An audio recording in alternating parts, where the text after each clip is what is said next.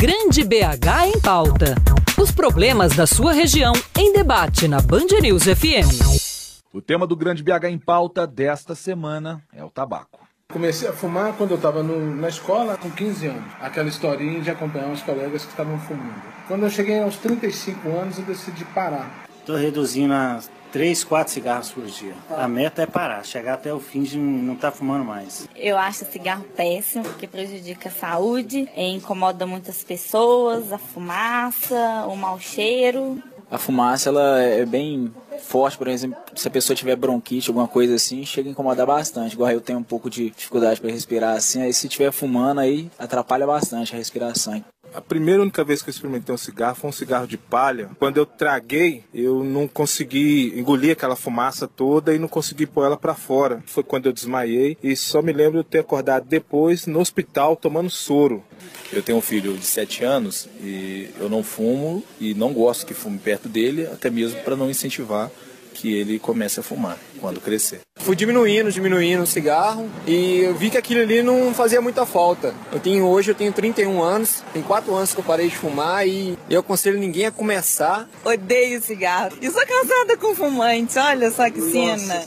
Pelo fato de hoje é o incômodo você estar nos ambientes, não poder fumar, essas coisas todas, e a saúde. Eu resolvi que ia parar e parei. Tenho terror a cigarro, minha mãe fuma, ela já acorda fumando, ela vai tomar banho, fica pitocos de cigarro no banheiro. Não tenho vontade de parar, fumo há 18 anos, tenho 32, comecei a fumar com 12. Quando eu comecei a fumar era pra mostrar a gracinha, achava charmoso segurar o cigarro. Hoje em dia é vício mesmo. Eu não suporto as pessoas do meu lado fumando. Eu saio de perto ou então, se eu estiver num ambiente onde não pode fumar, eu peço para a pessoa se retirar. Tem uma reportagem do Júlio Vieira, fala exatamente sobre isso. Quais são os principais tipos de câncer ligados ao tabaco, ligados ao fumo? Vamos ouvir a reportagem do Júlio Vieira. Das mais de 4.700 substâncias químicas presentes no tabaco, 43 são cancerígenas. Levantamento do Instituto Brasileiro de Controle do Câncer aponta que o cigarro está relacionado com 85% das mortes por câncer na cabeça e pescoço e a 90% das mortes por câncer de pulmão. E esses não são os únicos tipos de câncer que têm relação com o uso do cigarro. Sobre este assunto, conversa agora aqui na Rádio Band News FM com a pneumologista pediátrica Maria das Graças Rodrigues de Oliveira. Tudo bem, Maria das Graças? Tudo bem. Maria das Graças, quais os tipos de câncer que estão mais propensos a surgir em pessoas que fumam? O mais frequente é o câncer de pulmão, que ocorre, 90% das pessoas que têm câncer de pulmão são fumantes. O câncer de laringe, inclusive, que ficou muito evidenciado agora com o presidente Lula, né? Quase 90% dos casos são em pessoas fumantes. O câncer de boca, garganta, esôfago, pâncreas e rins, eles ocorrem, e bexiga, eles são cânceres que são também, uma grande parte das pessoas que são portadores desse câncer, eles são fumantes. No caso da mulher, nós temos também o câncer de colo de útero e alguns casos de câncer de mama relacionados ao tabaco.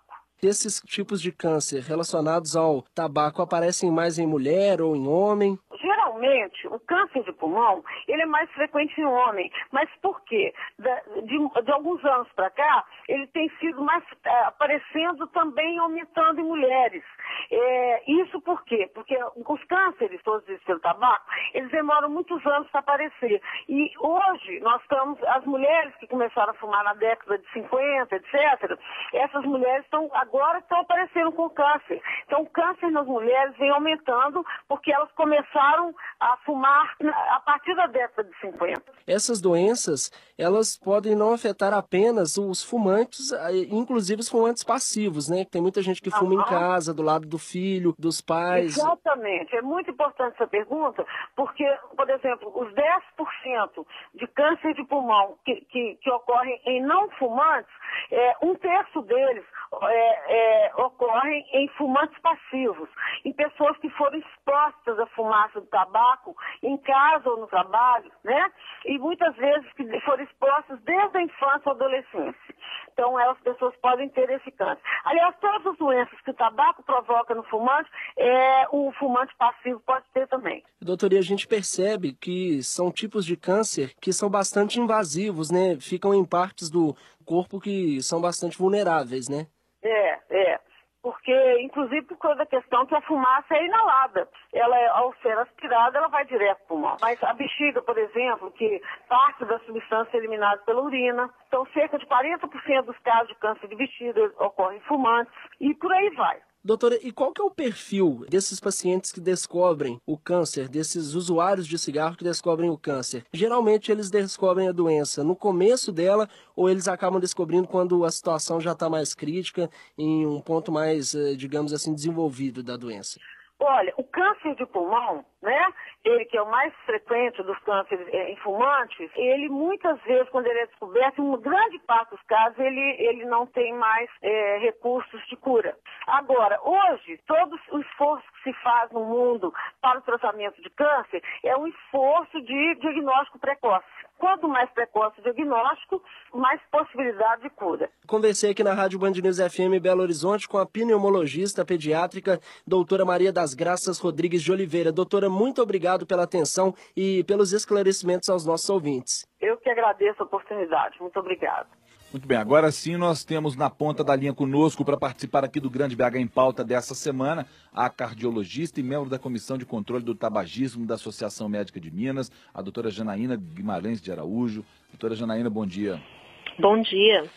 Doutora, nós ouvimos aí agora essa reportagem do Júlio Vieira falando sobre a questão do câncer, né? Agora, há uma forma de se evitar que o tabagismo seja tão prejudicial? Existe uma medida ou uma frequência de uso do tabaco que possa ser menos prejudicial à saúde, ou isso tanto faz, na verdade?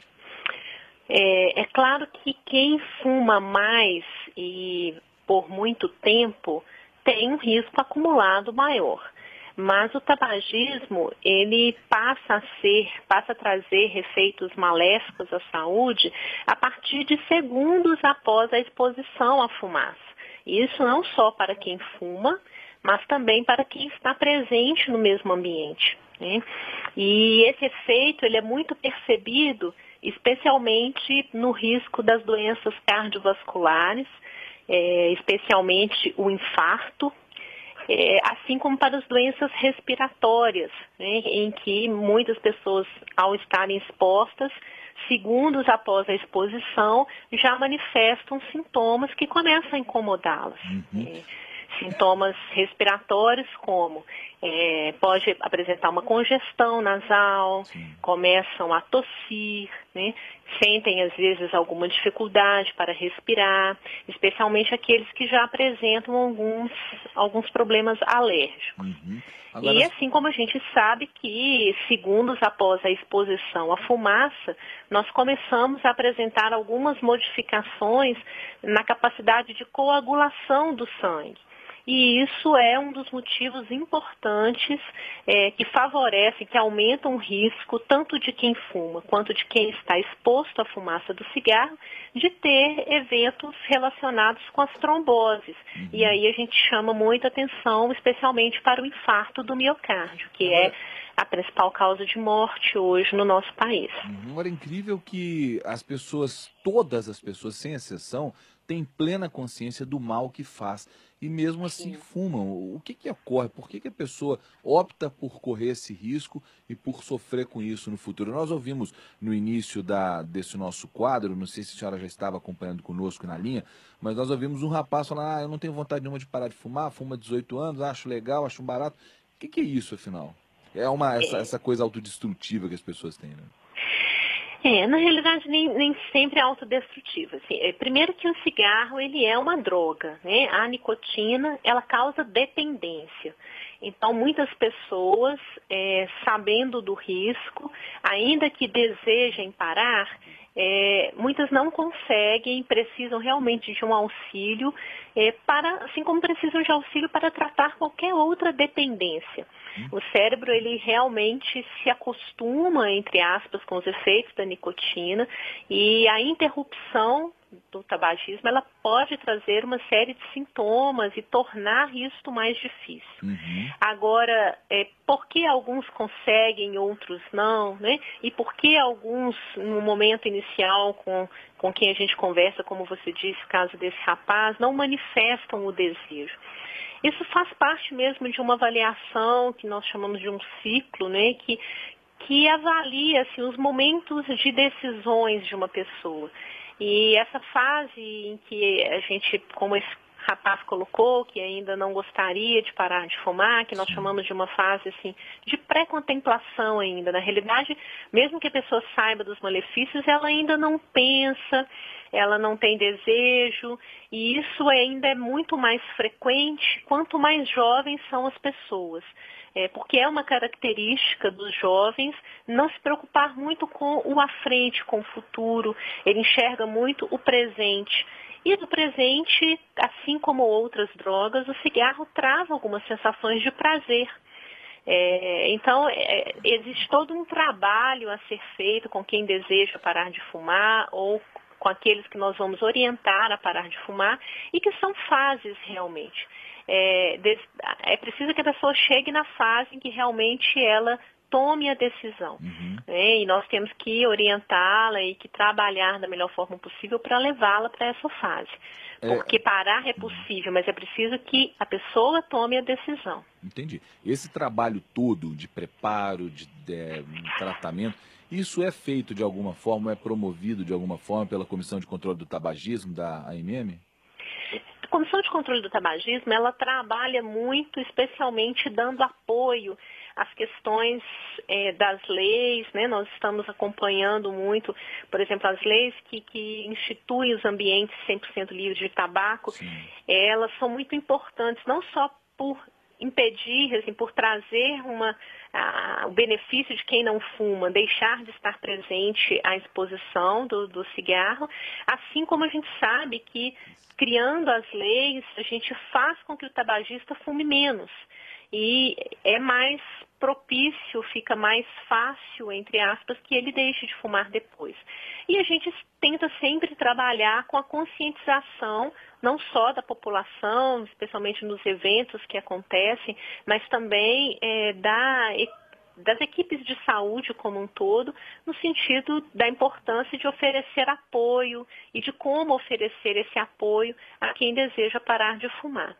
Agora, a comissão em si, ela não tem um papel assistencial, ela não recebe ninguém, né, nesse sentido. Ela tem um apoio muito mais gerencial e administrativo de participar de todos esses eventos. A rede pública hoje, de alguma forma, aqui em Belo Horizonte, tem a quem recorrer se a pessoa optar por procurar ajuda médica para tentar começar a parar de fumar? Sim, os centros de saúde, as equipes já foram, todas estão devidamente orientadas de quais seriam os passos para ajudar algumas pessoas, ajudar as pessoas a parar de fumar. Existe uma série de caminhos e de passos, como eu falei inicialmente, no sentido de tentar levar a pessoa para o momento de desejar, de tomar a decisão.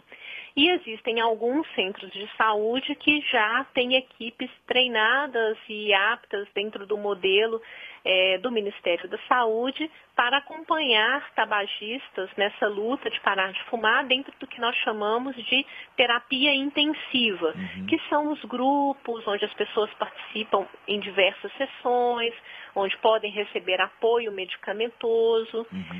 Então, já tem várias equipes em alguns centros de saúde devidamente treinadas e aptas a fornecer tanto material humano quanto o que fosse necessário do ponto de vista de apoio medicamentoso para ajudar os tabagistas. Muito bem, nós conversamos com a Janaína Guimarães de Araújo, que é médica, cardiologista e membro da Comissão de Controle do Tabagismo da Associação Médica de Minas Gerais.